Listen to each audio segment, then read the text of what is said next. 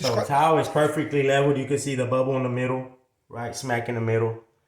So what I do now, door jam, homeowner wanted to do some of the job itself, which I understand.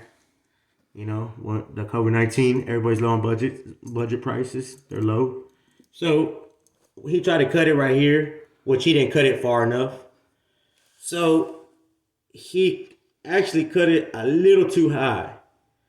So, and he didn't cut it far enough. So what needs to be done, we put the leveler, remember it's got perfect leveler right here. So what you do is take a pencil or marker and mark it right flush even with that door jam and the leveler.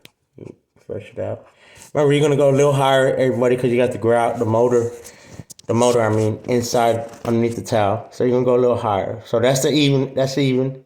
You go about a quarter inch higher. So he's almost right. Well, he's just a little off, but almost right. Okay. So right underneath that line right there.